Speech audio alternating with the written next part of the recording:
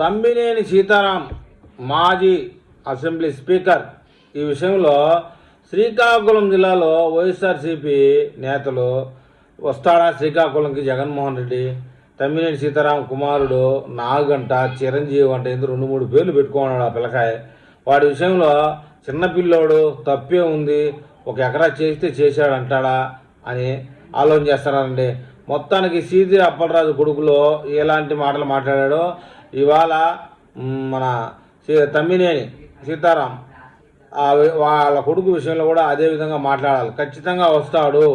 ఈ యొక్క కేసు పూర్వాపరాలు పరిశీలనలో ఉన్నాయి. తమ్మినేని కొడుకు, తమ్మినేని భార్య కూడా పరారీలో ఉందని చెప్తున్నారు. కొంతమంది అరెస్ట్ అయ్యిందాడు అని చెప్తున్నారు. ఇంకా దాని విషయం పూర్తిగా సమాచారం లేదు. ఈ వీడియో రికార్డ్ చేసేటానికి ఇది అరెస్టు పక్కానే తెలిసిపోతుంది.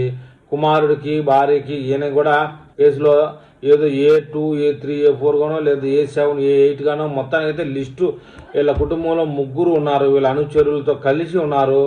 మొత్తానికి చనిపోకుండా ఉన్నవాడు పేరు మీద చనిపోయాడని డెత్ సర్టిఫికేట్ పుట్టించి వాడి పేరు మీద ఉన్నటువంటి భూమిని వీళ్ళు లాక్కోవడం అనేది ఏదైతే ఉందో అది మినిమం డిగ్రీ అయినా చదివి ఉండాలి. క్వాలిఫికేషను డిగ్రీ లోపు చదివితే ఎవరికి అర్థం కాదనే విషయం అందరికీ తెలిసిందే. కానీ మొత్తానికి జగన్మోహన్ రెడ్డి ఈ వారంలో శ్రీకాకుళం జిల్లా వచ్చి ఏదో స్పీకర్గా చేశాడు. ముసలాయన కొడుకు చిన్నపిల్లోడు, దాంట్లో తప్పే ఉంది.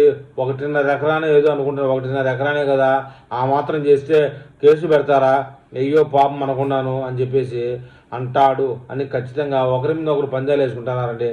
విషయం ఏంటంటే కోడెల శివప్రసాద్ ఏయో 4 సోఫాలు 10 కట్టంలు అసెంబ్లీకి సంబంధించి వాళ్ళ ఇంట్లో ఉన్నాయని చెప్పేసి అవమానపూరితంగా చంపిన జగన్మోహన్ రెడ్డికి ఇవాళ ఎవడే నేరం చేసినా చిన్న పిల్లోడుగానే కనబడతాడు. మొత్తానికి ఏదేమైనా ఈ తమ్మినేని సీతారాం విషయంలో చిన్నపిల్లోని వెనకేసుకొస్తారా లేదు శిక్షించండి అంటారా చూడాలి మరి.